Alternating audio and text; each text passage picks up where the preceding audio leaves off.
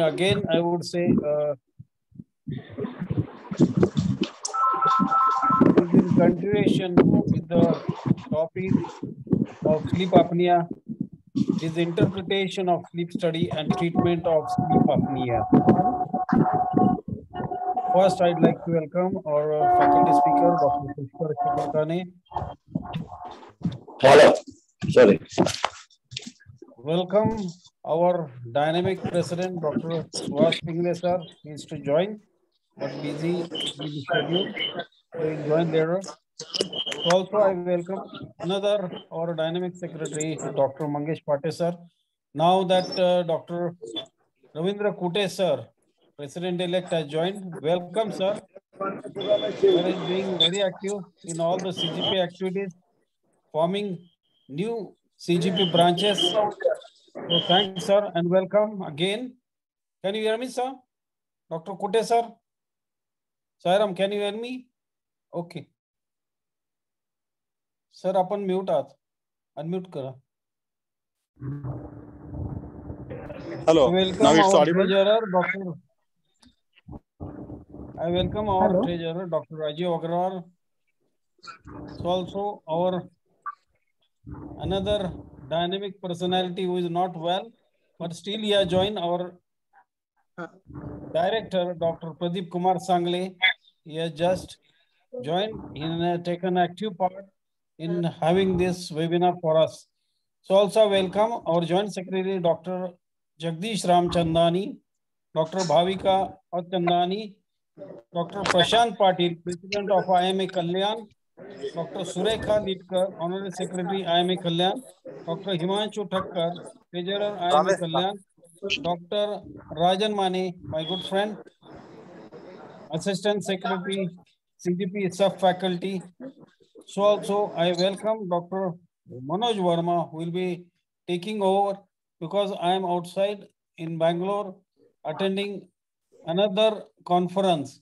So I request Dr. Manoj Verma to take over. So also, firstly, I'll welcome all the delegates who has actively participated in this, I would say, very important webinar on sleep apnea.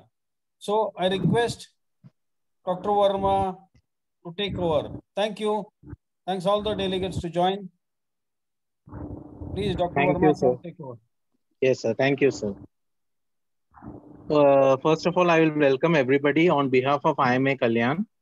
And actually, it is an honor to be being in Sangle sir's shoes because Sangle sir is not well.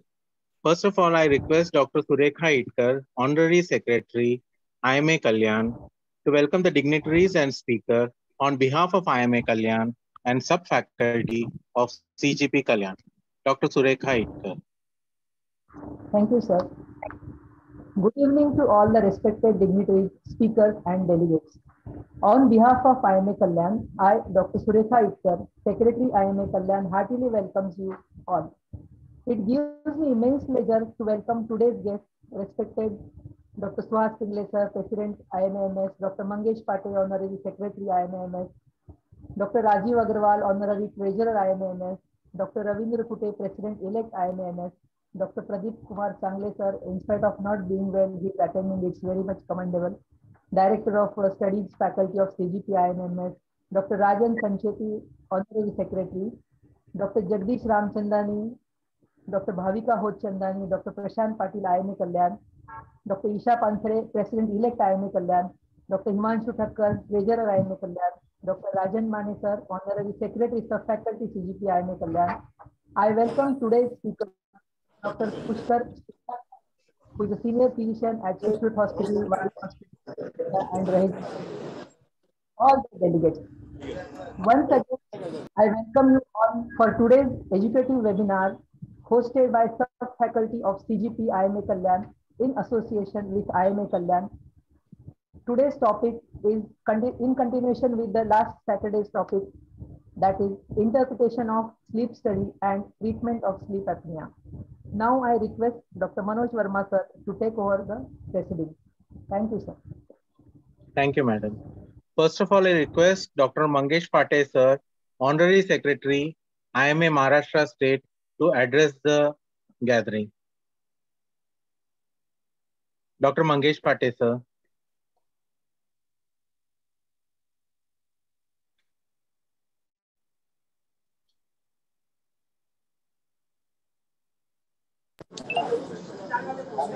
Sir has not joined, I think.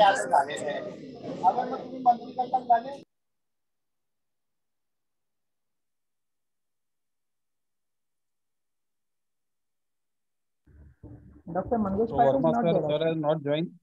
He Sir requests is Okay, not okay. there. Sir is not Okay, there. sir. Sorry. Okay, sir. Sir has I not now joined. request Dr. Yes, Ravindra sir is Kutte, there. sir, President-elect IMA Maharashtra State, to say a few words. Dr. Ravindra Kutte, sir.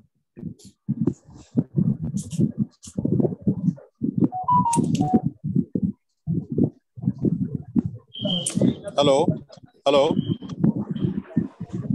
Hello. Is it audible? Yes, sir. yes, sir. Yes, Yes, yes. sir. Yes, sir. Is it? Go ahead, Yes, sir. audible. Am I audible? Yes, sir. Yes, Yes, sir. sir. Yes, sir. Yeah.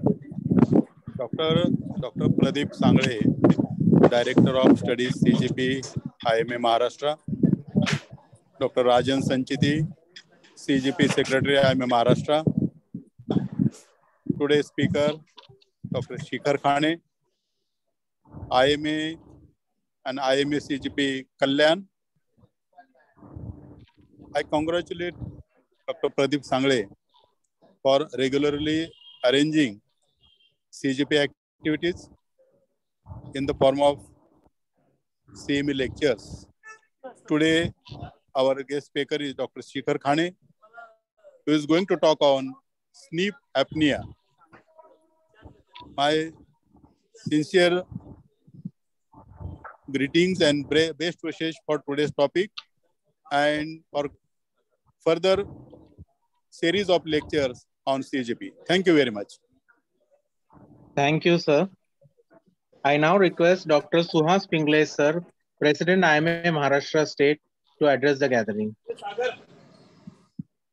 Sir has not joined. Sir is busy. Sir is also busy somewhere. Sir is not Okay, he there. is busy. Okay, then I think we can start, sir. Yes. I request Dr. Pushkar Shikarkhane, sir, who is a senior physician from Sushrusha Vadia Raheja Somaya Hospital, to deliver his talk on interpretation of sleep study and treatment of sleep apnea. This is in continuation of his talk last Saturday, which was very well received and well appreciated by everyone who attended it. So, sir, the stage is yours. Thank you very much for all the nice words. And it was indeed a great pleasure to have this two webinars in back to back on two Saturdays. And I really thank from bottom of my heart, especially to Dr. Pradeep Kumar Sangle sir, who has thought of this topic as an important topic for the society, for the doctors to diagnose various diseases. And he has really communicated with me on a regular basis and made it possible to have these webinars for us. Also, at the outset, I thank ResMed for their support for arranging this platform, as well as the technical support from their side and even the academic information that they have shared with me in form of some slides that they have given me. So I really appreciate it. It has been a wonderful experience talking to all of you last weekend also. And I was very happy when a few of my senior teachers also attended. I would like to take names of Dr. Vandana Valvekar, who's a senior gynecologist. She attended. Dr. Lopa Mehta, who has been a senior anatomist from KEM. She attended. So I was really touched when all of them were there. And even the recording of the last webinar, which I could share with many of my doctor friends, and the response that I got from them with phone calls. One doctor, Nanda Shimpi from Dadar, she was very happy to listen. Dr. Patankar sir from KEM, he personally congratulated. So it was a very nice, touching experience. And with this background, the today's CME that I'm going to share with you is the further elaboration of the topic that I had last time. So what I discussed last time was basically the physician's perspective and the importance of sleep apnea. from a physician's point of view. And today I would be going into details of how to do the sleep study, to diagnose sleep apnea, and then how to treat sleep apnea. So let's start going over the presentation.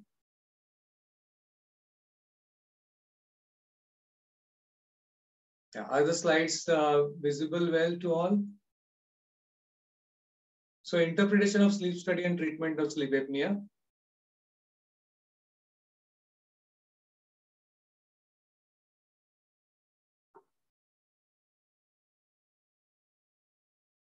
So this is basically a very important topic. And as we have seen last time, the importance of sleep is immense to all of us. We all spend 1/3 of our life in sleep. So what I've decided that few of these slides which I'm going to share with you are, you have seen them last time, but it will be kind of a recap for you about what we discussed. And those who have joined the webinar for the first time today will also get a background. So there'll be a slight recap of what we did last time, and then we go into the further details of the topic. So what is the benefit of our sleep? It allows our cells to heal. It boosts our immune system. It gives rest to heart, cardiovascular system, to brain, in fact, all parts of the body. And that's why when there is a sleep deprivation, when there is any problem with sleep, there are damaging effects happening on the body. And the worst affected system is the neurological system, and that is our brain. So the effects of that we will soon see. What is ideal sleep? We all need to sleep for 7 to 9 hours. And that is the problem in the current era that we are facing. With so much of urbanization and scientific revolution that has occurred, and the advent of the artificial light that we have been working all throughout the time and all throughout the clock timings. Even at night, we have shift working and everything. So that has led to a lot of problems, because when we are going against the biological clock, that is our circadian rhythm, the body also gives a signal and body also reacts. What we actually need to have is a timing within the time where our ancestors were sleeping. So when the sun used to set, they would sleep after some time when there is no proper light, and they would get up early in the morning. But that timing has been disturbed now because of the scientific revolution that we are going through. Ideally, the sleep should be also having some latency, that once we go on the bed, we do not sleep immediately. There's about 15-minute time. So those who sleep very early or instantly, as soon as they fall on the bed, it indicates that there is some sleep deprivation. So this may be an indicator of sleep apnea. The sleep includes two phases, non-REM and REM sleep, and the REM sleep, where there is rapid eye movement, is accompanied by dreams. And when we sleep, it is a continuous sleep, though there are some minor awakenings which occur, but we are not, though there are minor arousals which can occur in sleep, but do not get up completely awake. So that is abnormal. And the need to pass urine in the night time is also significant, is also abnormal. So our body, in fact, the kidney tends to concentrate urine, and we do not pass urine at night. So this is the description of ideal sleep. And a study has shown that those who sleep more than 7 hours are healthier and also live longer than people who sleep less. So this is something that we need to remember. What are stages of sleep? As we see that when the hours of sleep increase, the REM sleep time also starts getting widened. And we know that it goes through stage 1, stage 2, stage 3 sleep. The awake time initially about 5%, then 1 and 2 stage sleep is about 50%. Stage 3 is the deep non-REM sleep, where in fact the muscles are healing, and that the next comes the REM sleep, where the brain and the neurological system is healing. And this whole cycle goes over 80 to 110 minutes, and such 4 to 5 cycles occur per night. So this is the ideal pattern of sleep. Now, coming to our main topic, that is sleep disorder breathing, and in which there are many terms which are there. Here, what is exactly happening is that the breathing that happens during the sleep time is somewhere defective or disordered. And for our survival, obviously, breathing is most important, as all we know. The oxygenation of the body has to happen continuously throughout for the functioning to, or the life to continue. So if there is anything that is disturbing the breath, then the oxygenation is disturbed and body reacts to that. And the reaction is in form of arousal. because as we are sleeping, the muscles are relaxing. And when the muscles of the throat area, the tongue muscles are relaxing, they tend to fall and into the throat, and the passage in the pharyngeal region is narrowed, and the air which is passing through this region gets obstructed. This is the basic fundamental of sleep disorder breathing. Now, there are other types like central sleep apnea, where the brain forgets to breathe, or the Tyne stroke respiration, and then the overlap syndrome of COPD and OSA, and complex sleep apneas. We will not go into those details. We will be focusing on something that is obstructive sleep apnea and upper airway resistance syndrome, which is a milder form of OSA. Now, what happens in OSA, as I discussed just now, normally the airway is open, but as it starts, muscles start relaxing, and when the body structure is such that the jaw is sometimes is a back placed jaw, that is retrograthia, the tongue tends to fall backward, or obesity is there, because of which there is excess fat is in the throat area. So then there is an obstruction. So in partially closed airway, when the air is trying to pass, there is noise production, and that is called as snoring. So snoring is the commonest symptom of sleep apnea, as we have seen last time. And when it becomes extreme, the airway is completely obstructed and it causes apnea. So that is the stoppage of breath. So the commonest symptom, or rather a very much diagnostic sign of sleep apnea, is partner observed apnea, where the person is snoring and the snoring becomes louder and louder. And at some point, the breath stops and the snoring sound also stops, and the person actually stops breathing. And then with a startle, the person gets up. If this kind of observation, if any of our patient's bed partner has done, then this is almost classical or diagnostic of sleep apnea.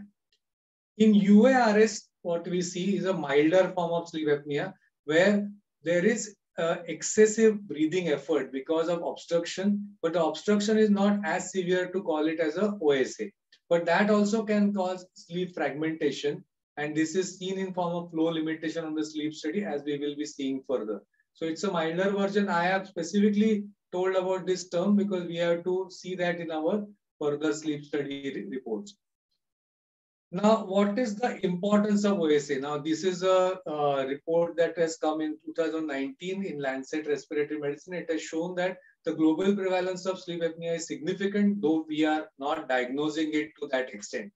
If we see this diagram of the whole, or rather map of the whole world, we see that globally about 1 billion estimated sleep apneics are there, out of which India has about 29 million. And this 29 million is for the moderate to severe sleep apnea, where the apnea-hypopnea index is more than 15. If we reduce the apnea-hypopnea index and also consider the mild sleep apneics, then the number goes to 52 million. And if you just go closely, maybe the slide may not be very clear on the, if the screen is small, then if you see our neighboring country, Pakistan, also if you see and take the AHI criteria of 5 events, then there are about 42 million sleep apneics expected to be there in Pakistan. So you can imagine when India has about 52 million sleep apneics and Pakistan has about 42 million sleep apneics. And sleep apnea is disturbing our mental health, and it is causing irritability, and it is chances of anger increase and so many other illnesses.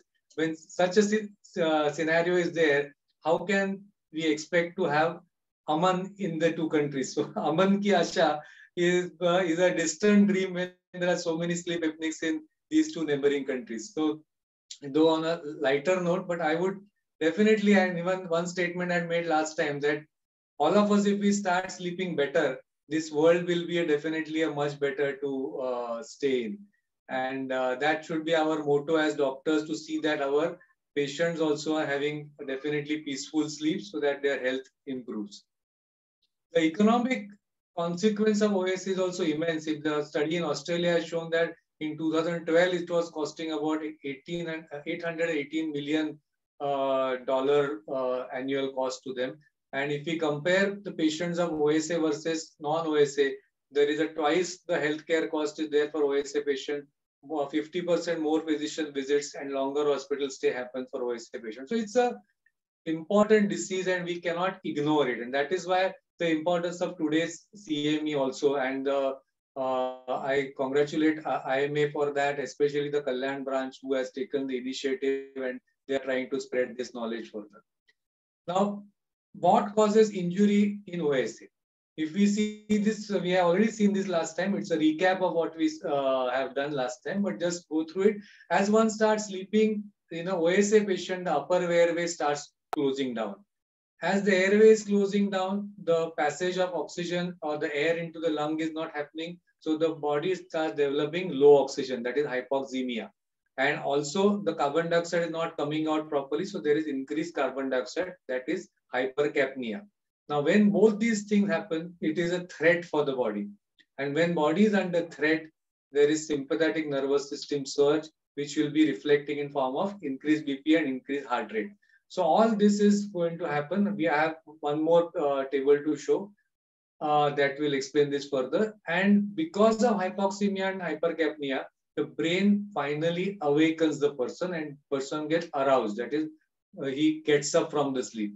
And the arousal causes, such multiple arousals cause sleep fragmentation.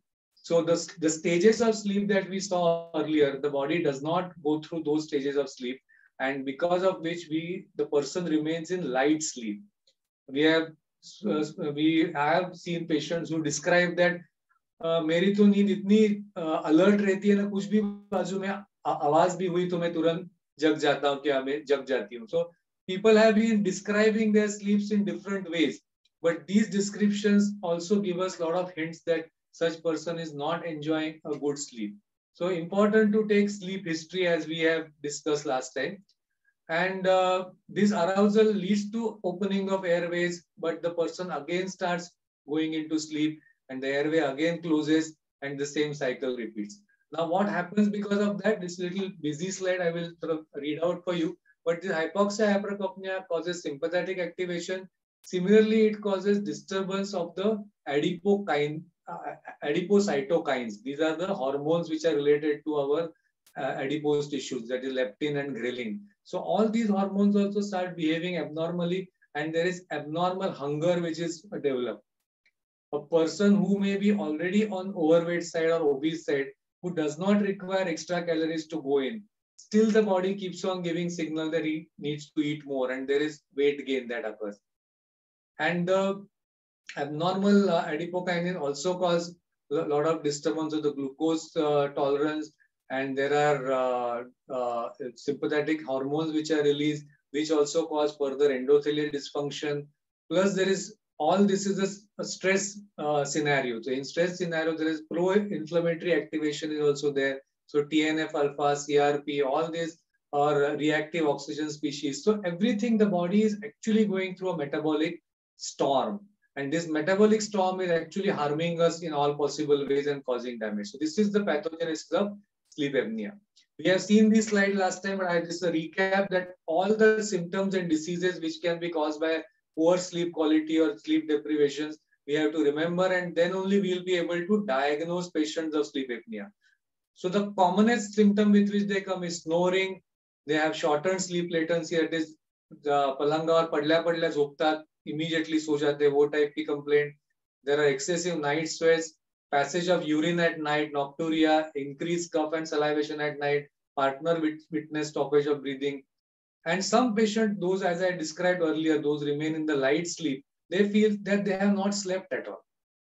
So there are patients I have seen where the family members say that this person was sleeping, he was snoring, but the person himself says that I hardly slept at the night and my sleep actually start happening only in the early morning hours. So these kind of description that we see, because of poor quality of sleep, they get excessive daytime sleepiness, there is poor work performance, there is fatigue which happens, especially early morning headaches, dizziness. All this leads to metabolic syndrome in form of elevated BP, high blood sugar, fat around the waist area. Because of excessive cortisol release, we get central obesity, hyperlipidemia, generalized obesity also because of excessive intake of food, hypertension. My sincere most request to all of you is that all patients of hypertension, please try to look for a cause. We will not label them as idiopathic hypertension and only put them on medication. We should look for a cause And sleep apnea, as you'll see in the next slide, is a major cause for hypertension, including pregnancy-related hypertension that happens, because these are the women who are on the borderline of having a sleep apnea.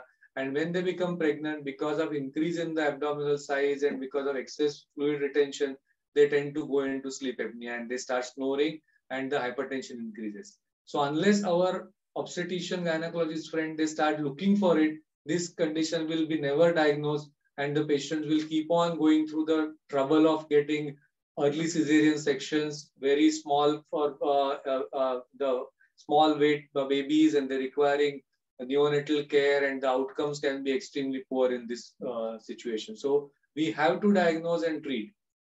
Similarly, diabetes, including the gestational diabetes, has a link with sleep apnea, and we have to diagnose that. Coronary artery disease, heart failure, pulmonary hypertension, atrial fibrillation, fluid overload presenting as chronic edema can be because of sleep deprivation. This slide will tell you if you see the fifth bar that shows all hypertensive patients, if you take about 35 to 45% of them can be sleep apneic. So if such is the big number, why not investigate all our hypertensives for looking for evidence or presence of sleep apnea? In drug-resistant hypertension, the number goes to 80%. In diabetes, it is 58%. In congestive heart failure, around 70%. So all these evidences are there with us with multiple studies right from 1999. And we have to start implementing this knowledge now, without which we will not be able to diagnose sleep apnea. Other illnesses like cerebrovascular accident, Parkinsonism, dementia, as I said, irritability, quarrels, poor interpersonal relations, difficulty in concentrating, learning difficulty, anxiety, depression, you name it, and it can happen because of sleep apnea. CKD caused by FSGS, kidney stones, prostate enlargement, sexual problems, loss of libido. In girls, that is PCOS, infertility, so many things. In Vadia Hospital, I see a lot of infertility patients who are having underlying sleep apnea. So this has to be identified and diagnosed and treated. Accident proneness, which can happen because of the poor concentration ability during the daytime or daytime sleepiness. Similarly, damage to the shoulders, which occur when the people start sleeping on the sides and because of the pressure. Osteoporosis, glaucoma, age-related macular degeneration. So you can see that all the various specialities and subspecialties, they have a role to play in diagnosing sleep apnea. And unless they suspect it, it will never reach the physician or chest physician for the further diagnosis. So the role of spreading of knowledge and awareness amongst our doctor faculty is very important. Even hearing loss, if you see in the GI system, GERD, irritable bowel syndrome, which is seen more with UIRS, the non-alcoholic steatohepatitis, cirrhosis of liver can happen because of this. Because sleep apnea involves a lot of stress, it also causes deficiency of the vitamins. They get more used up. So all vitamins and minerals also can become deficient. And to bring your attention to this important point is that infections can happen more because of this all pro-inflammatory state that we are in, including COVID. As we said earlier, because of sleep apnea, there's pro-inflammatory state. And here also in COVID, as you have seen, many of the patients, though they are attacked by virus, in fact, the body's reaction to that causes more damage. So this pro-inflammatory stage makes us more prone to get severe COVID. Male pattern baldness, premature aging, you name it, and so many systems, it is the sleep apnea is causing problem. So now, as we have seen this recap of what we almost had seen last time, how to diagnose OSA and now how to treat it further is what is our main topic today. So important to have high index of suspicion, especially any of these diseases. If we see, we should investigate, and for that we need to take a sleep history. Each and every of our patient, we should make it a point to ask the question कि आपकी नींद कैसी है? And if you want to ask a leading question, you can even ask about whether they snore or otherwise, and then daytime sleepiness and so many other symptoms. This is a questionnaire which is commonly used to diagnose, that is called stop bank questionnaire, where we ask about whether they snore, they feel tired, whether anybody has observed you by having sleep apnea or a stoppage of breathing during sleep, whether one person has a high blood pressure, if the BMI is high, the age is more than 50, neck circumference is more, and the male patient generally tend to have. So that is the mnemonic that we have, that is stop bang. If you have to remember, this is a mnemonic for that. So this is an important way to pick up. Also remember the risk factors of OSA, like obesity, male gender, postmenopausal women, increasing age, pregnancy, those who are alcoholic and sedative users, smokers, diabetics, family history of OSA, genetic disorders, and people having anatomical abnormalities like small facial bones or narrow nasal passages, recessed chin, and soft tissue in the upper airway. If any of these things you are observing in the history and examination, please look for OSA. This is a slide which I have seen last time, that is Mallampati score, where we ask the person to just open the mouth and without protruding the tongue, if you observe the soft palate and the pharynx, if the gap is too small, that is class 4, these are class 3 and 4 are especially at a higher risk of having OSA. So these observations are very, very important. Now let's come to the main topic of today, that is the sleep study, how to interpret the sleep study and then conclude the diagnosis, and then we go to the treatment. So there are different levels of sleep studies are done, type 1, type 2, type 3. The sleep lab, what we talk of is where the type 1 sleep study or the level 1 sleep study is done, that is called polysomnography. And the home sleep study is where we call, depending on the number of channels, it is level 2, level 3 or level 4. So in level 1 and level 2 sleep study, it is having multiple channels, and if you see there's so many wires on the body, and there's an attendant who is there, who is a sleep technician who actually is present, and they have to get the EEG channels, and there's a EOG channel and electrocardiogram channel, then there's a chin electromyogram channel is there, because in the REM sleep stage, the muscles go into hypotonia. So that hypotonia is picked up from the chin myogram. Then there's an airflow channel. So all these multiple channels are analyzed. In level 1, it is done in a hospital or a sleep lab. And level 2, it is done at home, the same kind of a thing, where the technician can be present with the persons at home or can be done even without the person being at home. And such are the reports that are seen, where there are multiple channels giving different kinds of graphs.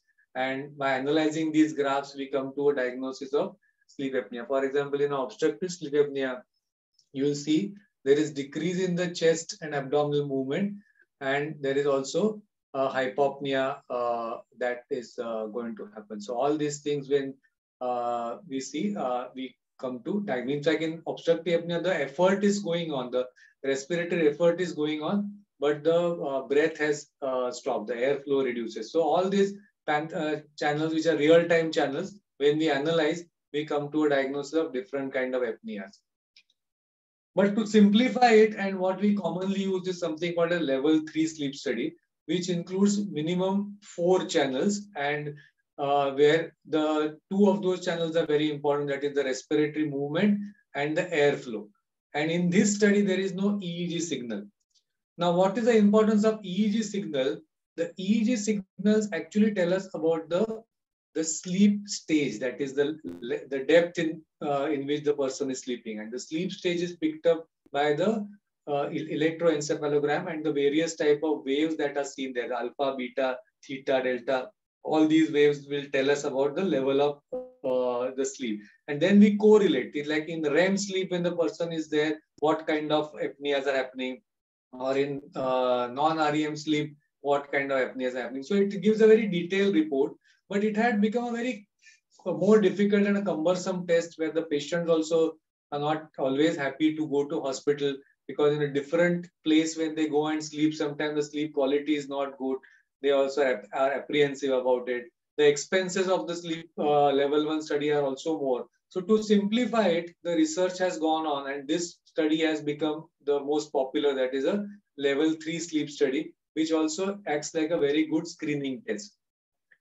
It looks like this. When the person is sleeping at home, it looks like this. There are 5 channels, and it is the belt is put around the chest, and the center of the chest, you will see that there is a small this particular place is where the recording machine is there, and on the finger, this probe which is there, which is the soft rubber probe, which gives us about the idea about oxygenation. And in the nose, this is the cannula.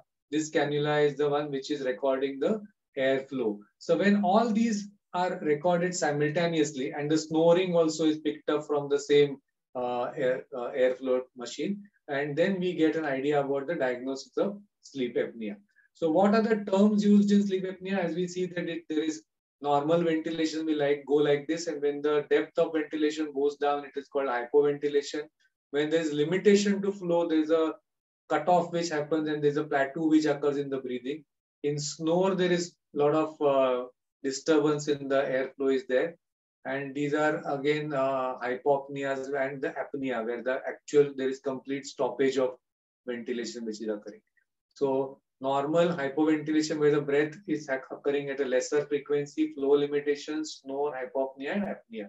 So you see in flow limitation, there is upper airway narrowing. In hypopnea, this definition is important.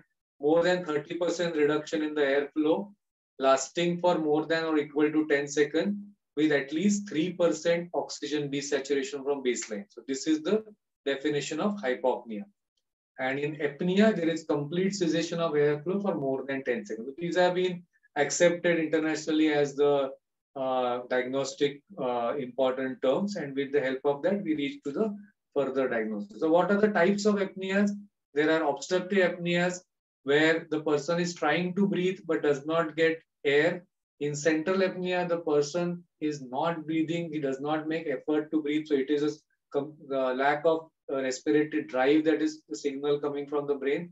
And in mixed apnea, initially patient is not making an effort, but then the effort resumes and the apnea still continues. So it's a mix of central and the respiratory. So these are definitions worth remembering.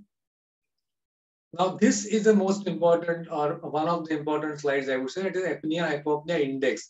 So this is the parameter by which we diagnose or give the severity of OSA.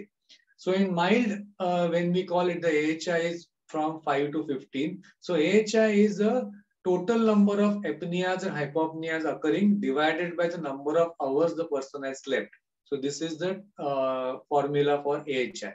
And if it is between 15 to 30, it is called moderate. And if it is more than 30, it is called severe.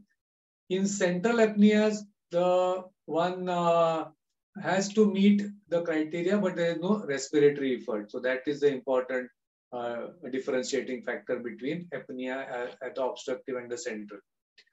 Now, how will the sleep study report look? If you have to see, this is how the sleep study report actually looks. And this kind of reports you all will start seeing once you start taking more and more interest in investigating your patients. And this is one of the types of reports. There are other companies also, like even Philips has their own way of reporting, but finally same type of parameters are seen by all the company tests.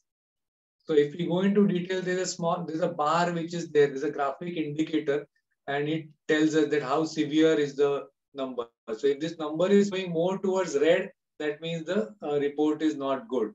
And in the green area, there's a relatively normal report.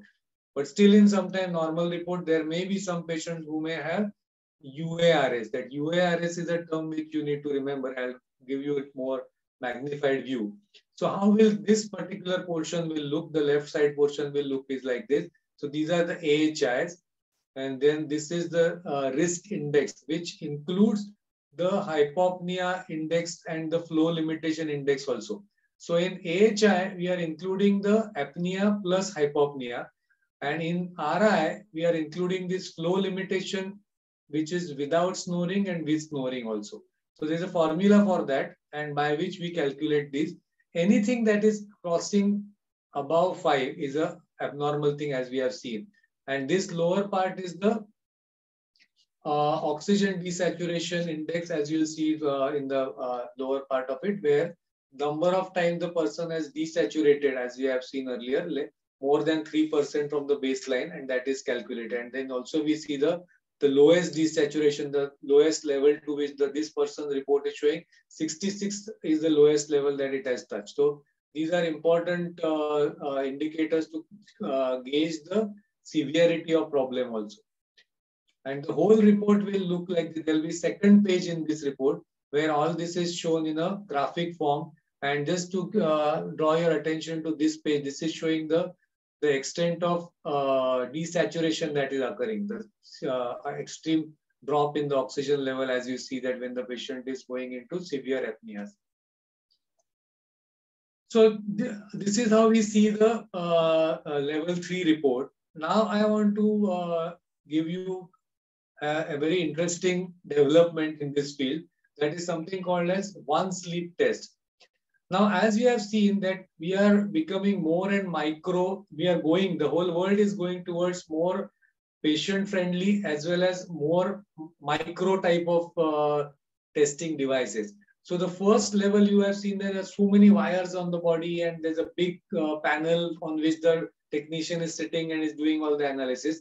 And it has now, with the scientific revolution and scientific development and further research, it has come to a level that the sleep apnea testing device has got reduced to such a small tablet-like size, which is just put on the finger of a person. And that is going to gauge the severity of the sleep apnea. How easy it is becoming nowadays, see now. So patient tend to sometimes grumble that मुझे नींद कैसी आएगी, मतलब ये sleep apnea का जो testing का machine है वो लगा के ही मुझे नींद नहीं आएगी तो मेरा रिपोर्ट कैसे आएगा. That's a common complaint that the patients give us. And such new developments are going to make things easy because there is nothing in the nose, there is nothing around your chest, so nothing to obstruct your sleep, the way one sleeps or one sleeps on the side or in supine position. There's only one finger which has got a small tablet-like device connected to that, and that is called as one sleep test. Now, in one sleep test, it's a very interesting technique by which the respiratory events are actually detected indirectly. Now, in a level 3 study, we are actually seeing the airflow in the nose. We are seeing the respiratory effort by seeing the expansion of the belt which is there around the chest. But here, there is nothing of that sort. So, how to judge that the patient is developing a respiratory stoppage or there is an obstruction? So there is an indirect way in which the oxygen saturation is picked up from the finger. The finger also tells us about the pulse rate in form of how we do the pulse oximetry. And this is a technology which actually gives us idea about a possibility of respiratory event, which has been validated in studies. So something called as peripheral arterial tone, that is PAT, which tells us whether the person is developing. I'll show in the next slide. And whether a person is in sleep or is awake, that is picked up by something called as actigraphy. Now, many of us are aware that there is something called a smart watch that people wear and we also wear. So if we sleep with that, that watch also gives us an indication whether the sleep has been light or it has been deep. So that watch also goes by the same method of actigraphy and oxygen saturation measurement, and it judges if the patient who has been moving too much in the sleep or is more active is supposed to be in a light sleep, and the person who is in deep sleep does not move. So by this surrogate markers, we judge about the quality of breathing as well as the sleep, and with automated software analysis, we can actually tell the person how much apnea-hypopnea index is developing, and then depending on that, the diagnosis of sleep apnea can be made. Now, this is a peripheral arterial tonometry. What it does is the increased sympathetic nervous system activity at the end of respiratory event. If it happens, there is a excess release of. So when there is a respiratory event that is choking in the throat happening, the body is under stress, releases adrenaline, noradrenaline, and causes digital artery vasoconstriction, and also changes the blood volume between the systole and diastole. And by this, in fact, it is judged that whether the person is developing a respiratory event. So in a respiratory event, what happens is that there is oxygen desaturation, there is vasoconstriction which is occurring, which causes peripheral artery tone is decreased, that PAT decreases, and the pulse rate increases. So if we see in this box, the SpO2 has dropped, the PAT also has dropped, and the pulse rate has increased. So all these three events, if they are occurring together, they constitute a respiratory event. So this is how a respiratory event is diagnosed, and then number of such events will give us the idea about the sleep apnea. Now, this study can be done multiple times also, and it has been shown that instead of doing single study, if you do more than one study, that is a 3-night test, the chances of diagnosing the disease increases. So this is also an advantage that the person has to actually buy this device, and it is costing around 5,000 as per the current rate here. And this device is with the patient, and it can be done on more number of occasions also to diagnose the sleep apnea. So this is one trial which has shown. So this is the advantage of doing this study, that it is not so cumbersome. There is no difficulty in breathing, and at the same time you can come to a diagnosis. So it has become a real advancement in the diagnosis of sleep apnea, which all of us will start using more and more. It has been recently introduced in India, but there are centers which have started using it. So now let's come to the management part of sleep apnea. We have come almost diagnosed it with the help of these tests, and management obviously become most important. The lifestyle changes. So this disease is not one disease where we just give a prescription of a medicine and the patient gets better. And as we know that many of our diseases require a good counseling, good advice about the lifestyle, and doctor's role really comes there. Our role does not end at just writing one name of a medicine and just send the patient away. We have to motivate them, educate them, and tell them what is a good lifestyle, which is obviously going to reflect into less disease or more health. So that is what we will see. So important is to do regular exercise, weight reduction, yoga, pranayam, and each point we will see more in detail. So how to encourage our patient for weight reduction?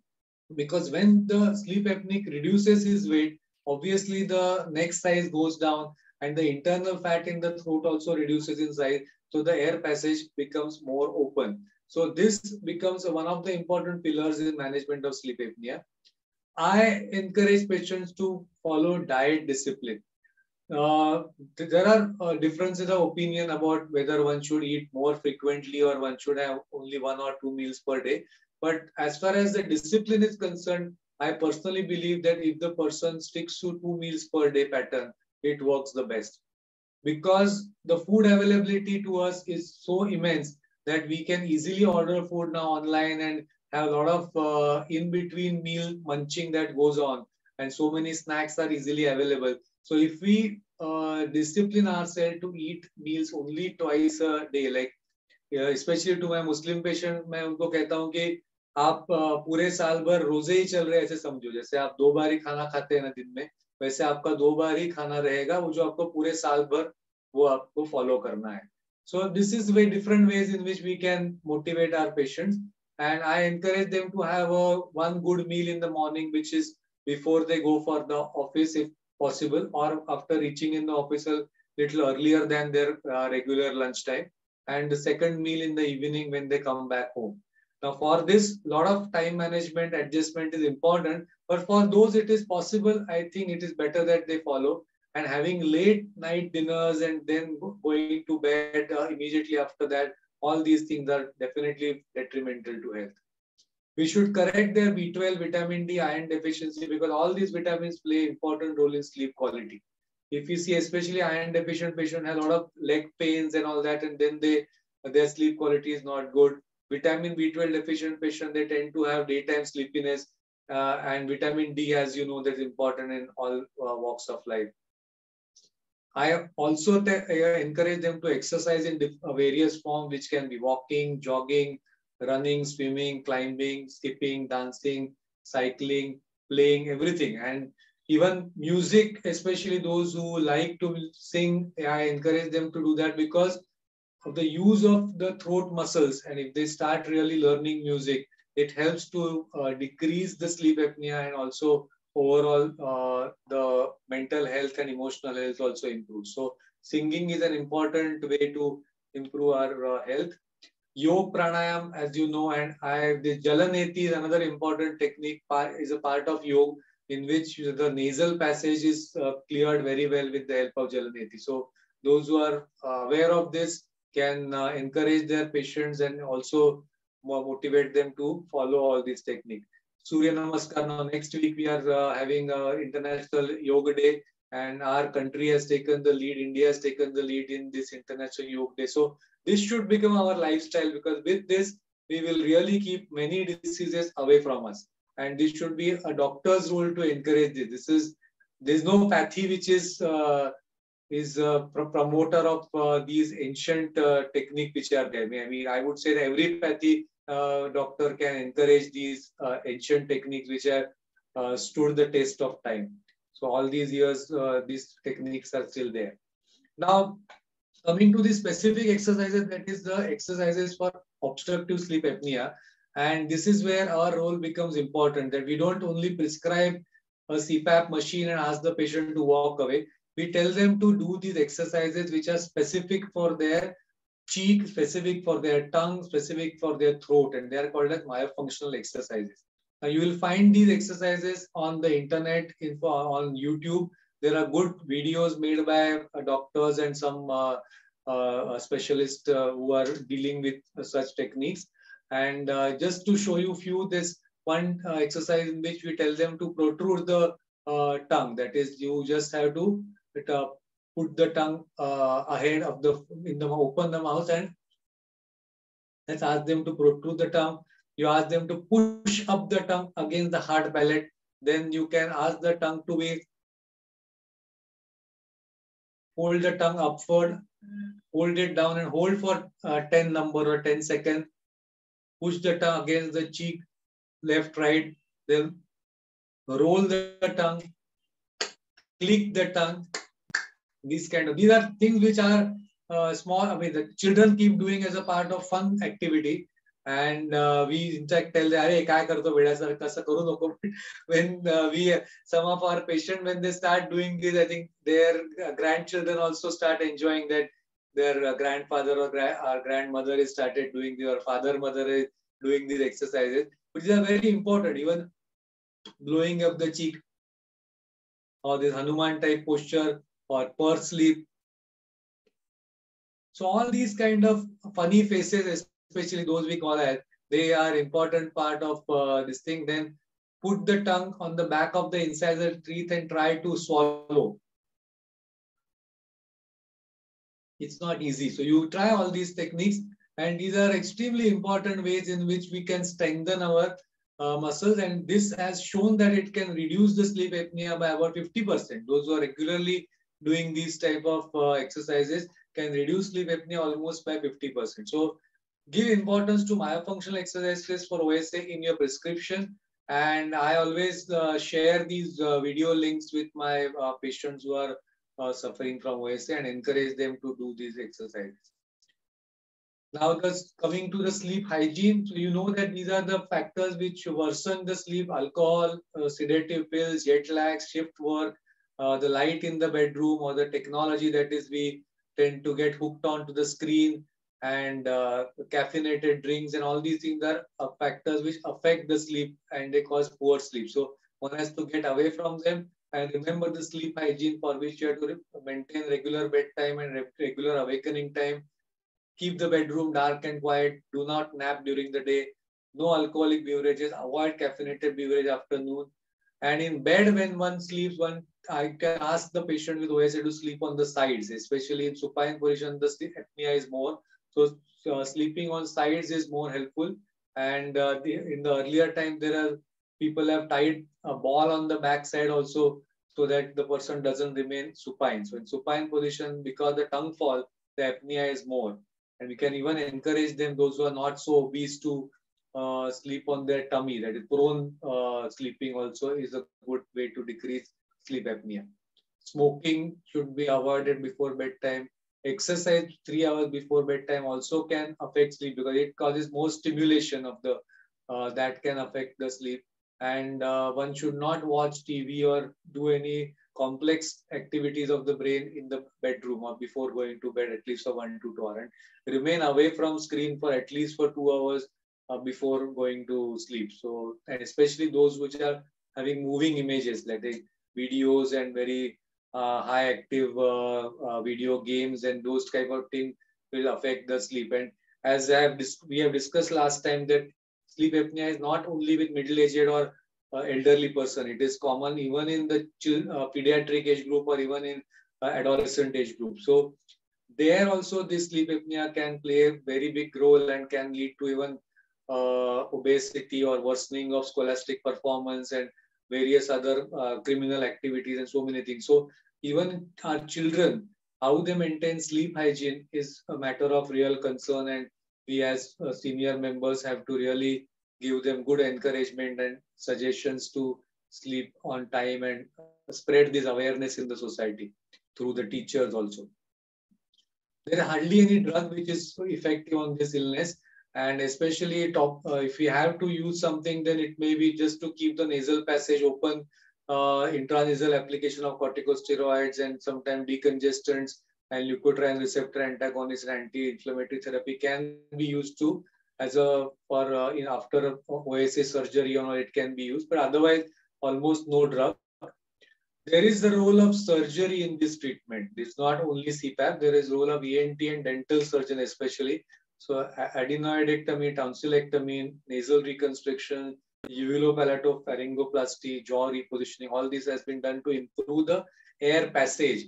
And as I mentioned last time, there's something called as airway orthodontic, which is coming up as a branch of dentistry, which works on the adjustment of the teeth and widening of the jaws and improving the overall breathing passage through which the air passes. So this is also an important way to treat our children right at the young age, so that their whole life and further age goes much better and smoother and without illnesses like diabetes, hypertension, and coronary artery disease. So it has to be picked up at early stage so that the benefit is the most.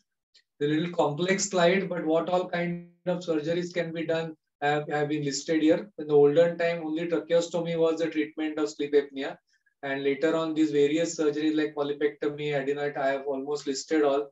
And there is something like septoplasty and mandibular advancement treatment and maxillomandibular advancement. So all these kind of therapies and surgeries, the dentist as well as the ENT surgeons can come together and do.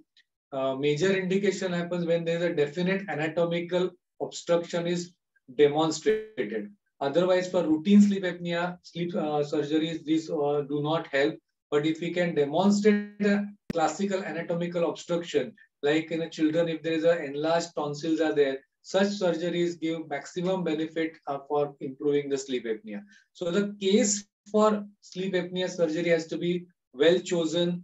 There are techniques like MRI of the throat, or a very important called as sleep MRIs are done under sedation, and that time the whole or even the scopies are done under sedation to see how the whole structure changes when the person is sleeping, and then the surgeons take decisions about that. So if we have such a possibility, especially people with severe OSAs and with severe symptoms, it's worth taking an opinion from an ENT surgeon who specializes in treatment of sleep apnea, and we can seek an opinion whether any kind of surgery will help such a patient.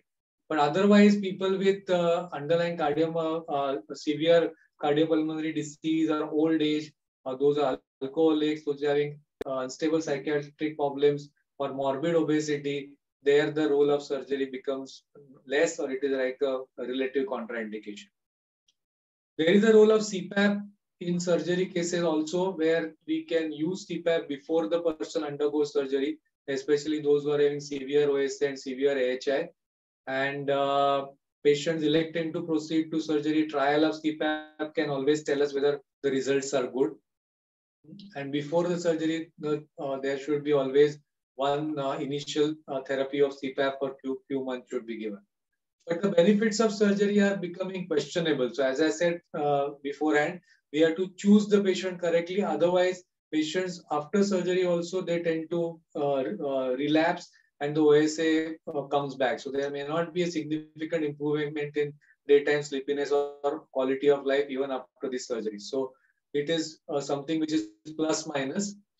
Now the dentist's role, I will tell you that this mandibular repositioning devices are there. Now these are custom-made devices which in fact keep the lower jaw in a forward position.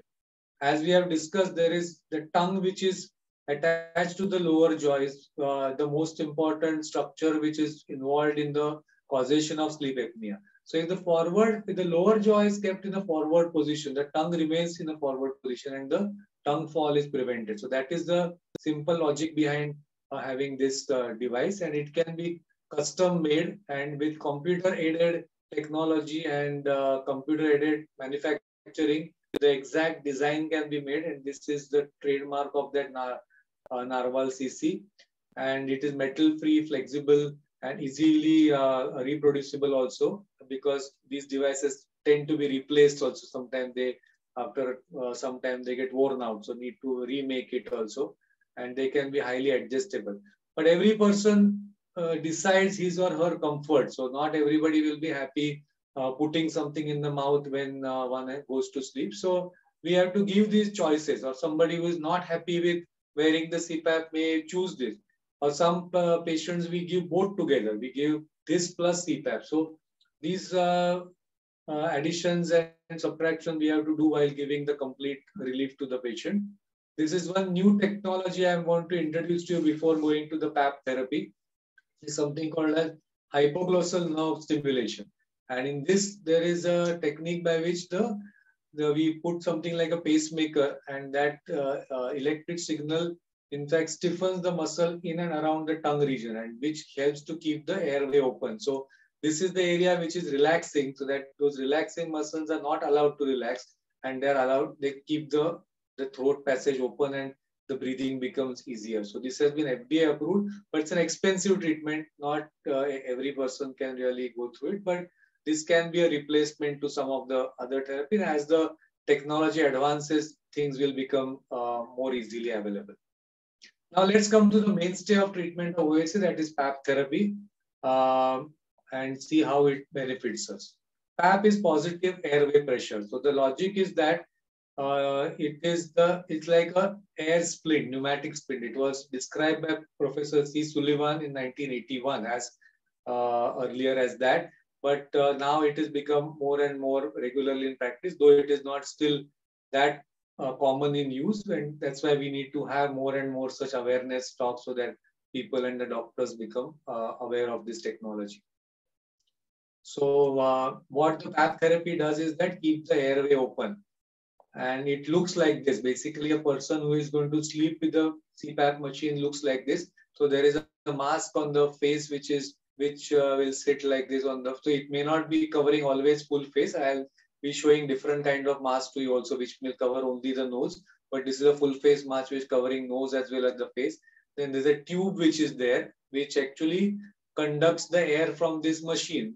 And what this machine is doing, it is actually sucking air from one side, that is a room air only. So many times my patient asks me that, am I going to be given oxygen or extra oxygen? So there is no extra oxygen. We are breathing only the room air, but the room air is getting pressurized with the help of a motor.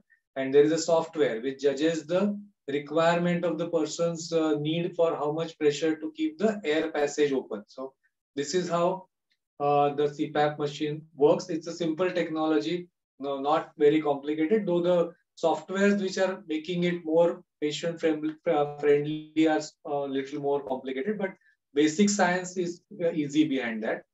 It works like a pneumatic sling. Always maintain the upper airway patency by increasing the upper airway pressure above the critical value. The device is applied to the patient through either nasal or oronasal passage, and pressure applied can vary with the severity of OSA. That is the beauty of the machine, that it can vary the pressure.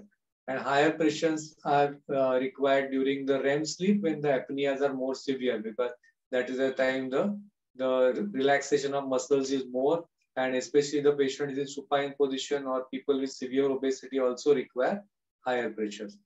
So what are the different type of PAP therapies? It can be only a fixed CPAP or a automatic adjusting positive airway pressure, or bi-level pressure, that is called BiPAP, or assisted servo ventilation, which is a more complex device. In fixed CPAP, there is a constant pressure throughout the night, and how to find that pressure I will tell you further. How to measure the patient. What you need to do is to use the auto CPAP machine for 1 to 3 nights, and see the 95th percentile pressure that one requires. 98th percentile is the most frequently required, or the higher most pressure, but not the maximum pressure, just little below that. This is the pressure that we find out with the help of this machine, and that is the pressure which is maintained as a fixed pressure in this machine. So it will be there throughout the night, this pressure, so that most of the apneas at this level also, and the all those which are below this, that is 95th if the percentile method, you know that if you make 100% stand in a row, those the first 95 are the one which is 95th percentile. So it is little different from the percent that we talk of. So here we are going to cover most of the apneas by using this method. But here the fixed pressure, the disadvantage is that when the person is not requiring that pressure also, the one has to experience that pressure, because this pressure is the pressure against which the person is going to exhale also. So having too much high pressure throughout the night makes the person uncomfortable, because the exhalation becomes difficult. So that's why the technology was further developed into something called automatic positive airway pressure, that is APAP machines, in which it's the variable pressure as per the patient's needs. So it's a dynamic device, or a servo mechanism is used by judging the patient's requirement. So how it helps the patient who need higher pressure during different stages of sleep, it can provide that. And especially in supine position, when the person needs higher pressure, it can provide that. And those who are having inter-night variability, one particular night the person consumes alcohol and his muscles are relaxed and his brain is more relaxed, and the apneas are more severe. So that is a day the person who is using a fixed CPAP will not work, because the apneas or the requirement of pressure is going to be high. Or somebody who consumes a sedative on a particular day is going to have a more severe apnea. Or those who are having higher age and at higher weight, the apneas can vary. So this is how things can vary. In bi-level therapy, as we see, there is APAP. I mean, there are two levels of pressure. So at the time of inhalation, the pressure is high, and at the time of exhalation, the pressure is low. So this kind of a varying pressure, which makes it more comfortable. So this can be an auto BiPAP, which can adjust like this. So it is even more suitable for people who are requiring higher pressure requirements. So at the time of exhalation, it becomes easy. And also for those who are having COPD or nocturnal hypoventilation syndrome, or those with central sleep apnea, they do better with bi-level breathing, because there the machine is actually, and we set up a backup rate on this machine, where if the person is not breathing, by force the machine delivers the breath and the lung is expanded. So this is the way in which we ensure the ventilation throughout the night. This is just an interesting slide I thought I would share with you. This is something I call micro CPAP, which is, if you see somewhere, you will see these pictures. And I thought I might get a question on this. So I have thought of having a slide. This is not yet a reality, but there are such researches going on. So we are all wanting to make or put everything into micro size, like how I showed you that one pill, the one sleep test, which is like a small pill size. So similarly, something to just fit into your nose and it just blows air into your nose at a pressure. So this is like a dream come true. If we get this kind of CPAPs in future, it will be wonderful. But right now, this has not become a success as yet. But this may be a future, because all these kind of science fictions actually become reality. I mean, who had imagined that we could be talking to each other like this through a webinar a few years ago? This was not a possibility, but the science is evolving so rapidly that in some few years, such kind of CPAP also will be available. There is something that we need to do before the therapy is prescribed, that is called a PAP titration. And it's a procedure by which we find out the exact pressure. And it is important that we abolish apnea, hypopnea, snoring, so for which PAP titration is done. The manual titration is the gold standard, where a technician is attending it. But now we are preferring more to do the APAP titration, where the technician need not remain. In manual titration, which is done in laboratories, what we do is that there's a half night study in which the actual diagnostic test is done. And in the remaining half, the person is put on the CPAP once the test is confirming that the person has sleep apnea.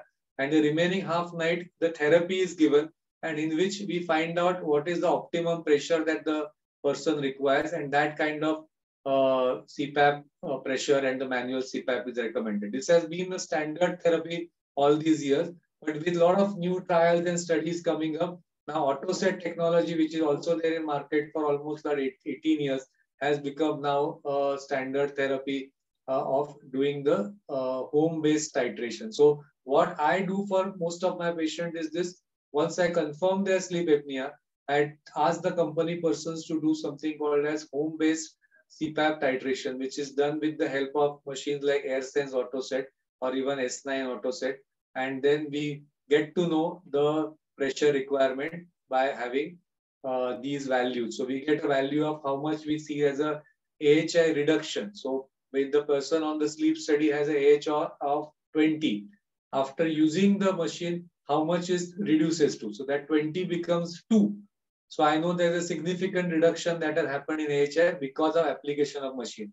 Then we also find out what is a 95th percentile pressure, but that is a pressure if it is not very high. Any pressure that is above 10 be considered as high pressure. So if the pressure is below 10, I can recommend such person to go for a manual CPAP, which is less expensive, and a person who is not having other variations like sedation, alcohol, and other factors which I showed, they can do well with the fixed CPAP also. And how long the patient use the device also is, and there is something called a mask leakage, because around the mask there can be leakage, and there also we decide depending on how much is the leakage. So if the mask is, if there's a median leak which is high, that means that the mask fit is not good. And even there you'll find that 95th percentile also will be high, so mask fit is not proper. So what the mask is not fitting well, either we change the cushion or we give appropriate size mask, or we adjust the belts better so that they have less leakage. But if the median leak is low on the report, but the 95th percentile leak is high, it indicates there is a mouth leak which is happening. So this is an important phenomena where the person is given a nasal CPAP, and now the person is who is a mouth breather tends to keep his or her mouth open, and there is leakage happening through mouth. So that is where we'll see that the 95th percentile leak is high, but the median leak is low. So in such patient, what we recommend them is to use a full face mask, that is oronasal mask, or a chin strap which keeps the chin glued, the upper jaw is then not allowed to drop down. These are all technical details. Why I'm sharing these technical details, you may not be able to implement them immediately, but just remaining aware of these technical details also will help us when we really start practicing sleep apnea more regularly, or a specialist in this study is recommending something to our patients. The importance of the recommendation also will be appreciated better. Now, when we see the AHI values reduction, we also look at what is a 95th percentile pressure. So if the pressure is more than 15% requirement, then the patient is going to have difficulty in breathing using only CPAP. So because the pressure, if it is going that high, the person has to exhale also against a high pressure. So this is the time we recommend something called an auto BiPAP machine. As I have already shown you that there's something called a bi-level breathing machine, where the pressure drops at the time of the exhalation. So there's something called an IPAP and EPAP, the inhalation pressure and the exhalation pressure. So this is the name of the machine called Air Curve V Auto. These are all ResMed machine that I am indicating. And this is all the technical, the fine decisions that we have to take to help our patients the most. Till now, we have spoken about the machine. Now we spoke little about the mask also, because that is finally is the patient's friend or a foe.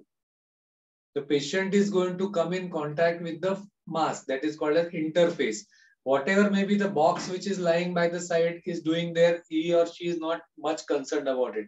How the mask fits on the face, and that is the biggest fear also that people carry, or that is something which people want to shrug away with. In fact, the other day after listening to my first seminar's talk, one of my doctor friends told me, "अरे पुष्कर, तू तो सबको अच्छे से music therapy दे और सबको अच्छे से सुला कि उनको वो नाक पे कुछ लगाना नहीं पड़ेगा." मतलब so nobody likes to obviously use this as a support because it is not something that people have got used to as yet. While explaining to my patient, I always give them example of wearing spectacles. That maybe about few years ago, 50, 100 years ago, I'm exactly not sure when the spectacles came in, but that time people might not have liked the idea of using spectacles also. They were also quite heavy that time, or they were not so easily adjustable and all that. So with the advent of science, things have become more and more easy. And similarly, when we tell them that it is like wearing a spectacle, if you use the mask, your daytime goes well because you are able to see well. Your nighttime goes well because you are able to breathe well.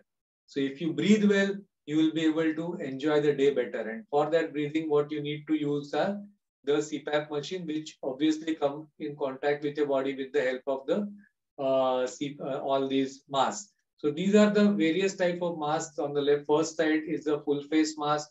Then this is the nasal mask, and then there's something called a nasal pillow. Then we have to find the perfect fit for the mask by measuring the size of the mask. And this is how the mask will fit on the face. So this is called as full face mask F20.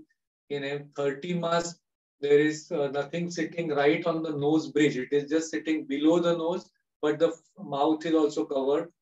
And in this nasal mask, it is sitting only on the nose. It is a very good mask. N20 mask is a preferred mask, and we all like to treat patient as much as possible with nasal mask only. Then this is a pillow mask, which is having only those small probes which are going in the nostrils. And these are the masks which are more friendly because as you will see that the tube is positioned towards the head size. So it is not something sitting in the front of your face, and it does not really come in the way of your body movements also. So it is more friendly mask where the tube is attached on the head side. So it is become more convenient to use. And this is also a similar mask which is also covering your face. So these are the different masks that we have to give. And now there are a lot of difficulty the patient will face. We'll run through these slides. I think I have almost crossed 1 hour, but we'll take about 5 minutes more and run through these slides so that these are important issues that we have to remember. Something called an aerophagia, which can happen because of very high pressure, that one starts swallowing air. So then it can lead to a bit of distension of the abdomen, and then this person may breathe, we have burping, or maybe you'll have fast flatus also. But this is something which if the patient complains, then we have to understand the underlying root cause. Very often, if the pressure is too high, then we have to adjust the CPAP pressures or use the APAP machine instead of having a fixed CPAP, and use something called as expiratory pressure release. Also, this high pressure can cause difficulty exhaling, as I told you earlier. So similarly, we have to use a ramp function or go for a auto BiPAP feature or consider doing a retitration. So what is the ramp function? Ramp function is where we start the machine at a low pressure, and as the person starts falling asleep, the pressure gradually builds up. So at the beginning of the time, when the person is in the awake stage, the pressure is not very high. It's like a ramp on which the pressure increases. So this is important, and the ramp time can be adjusted anything from 0 to 45 minutes.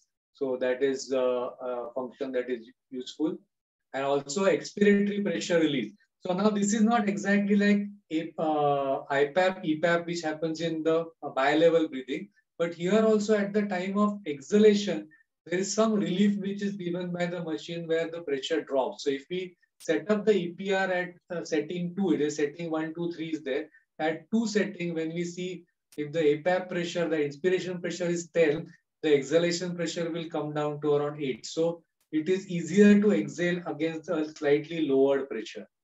There can be nasal issues in form of nasal congestion or even epistaxis.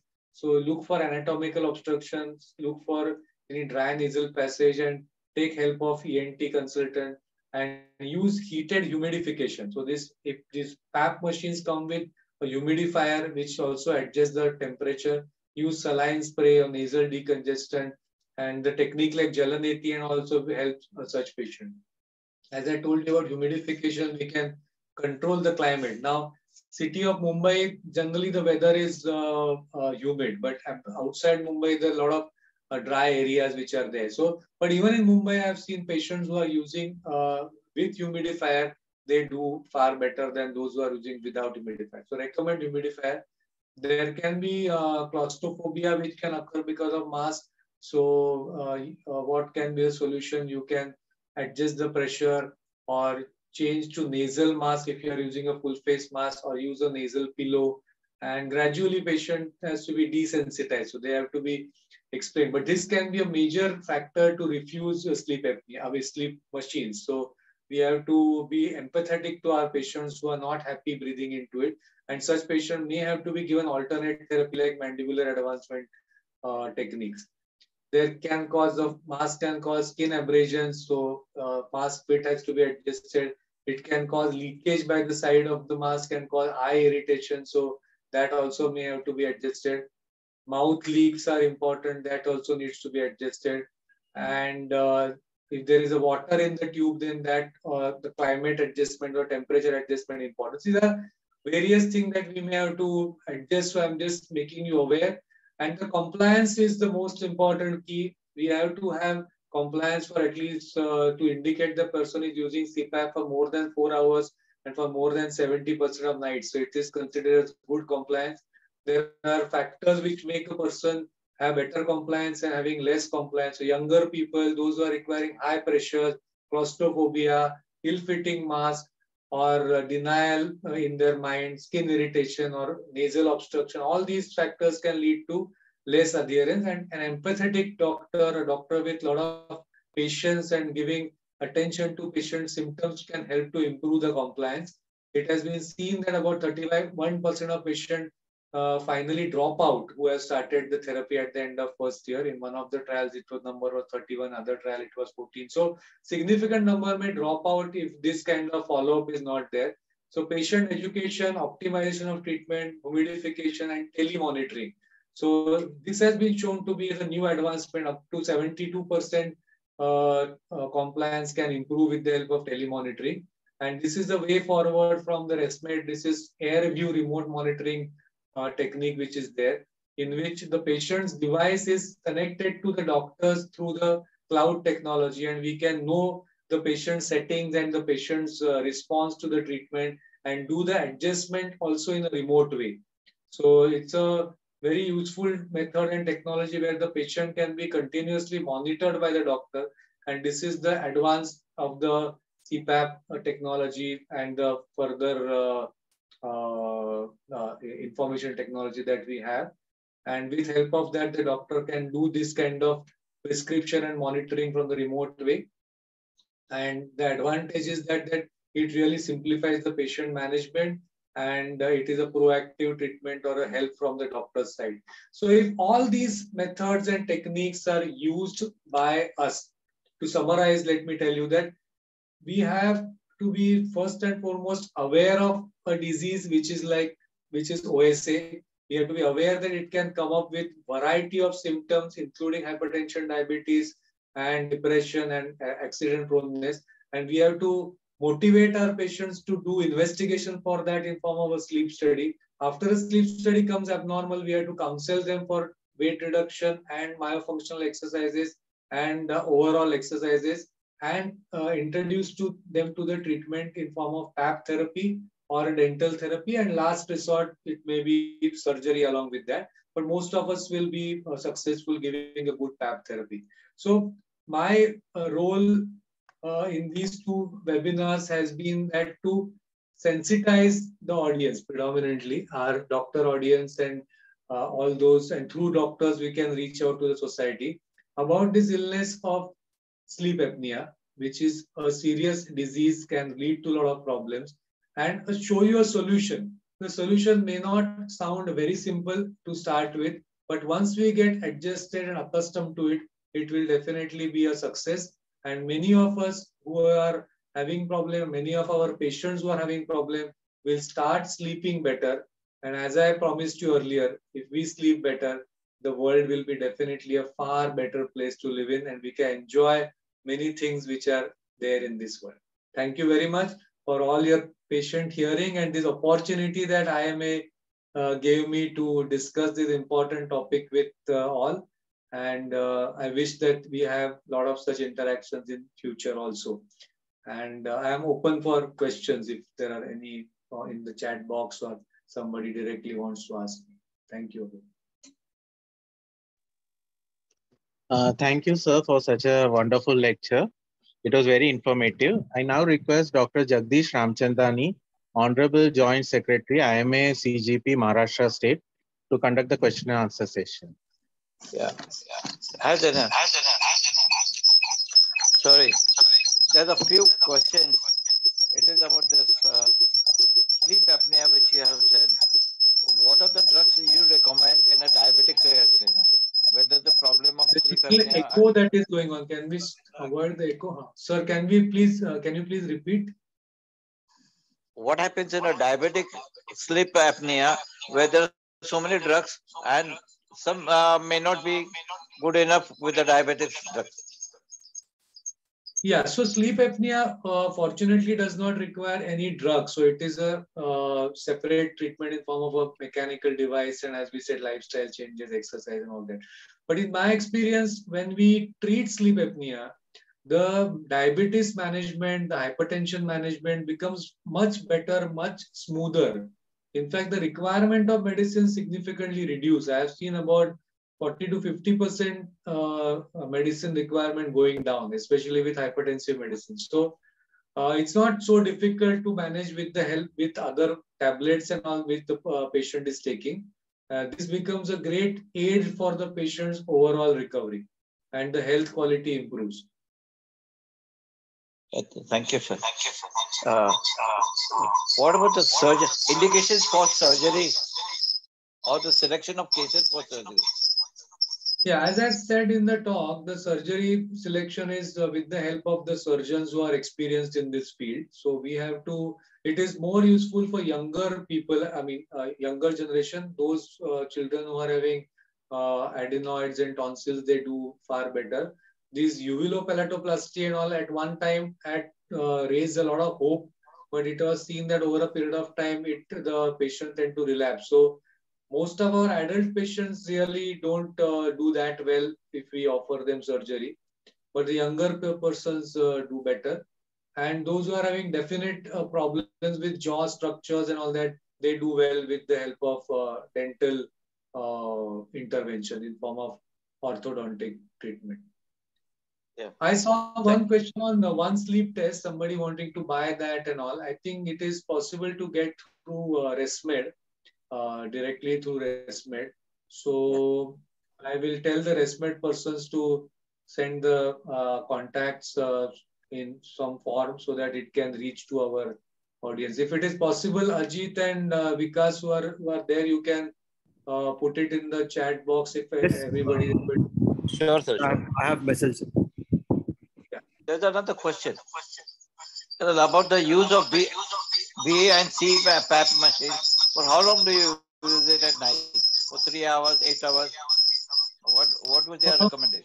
PAP machine actually should be used throughout the night because we need the support throughout the night if we are sleeping.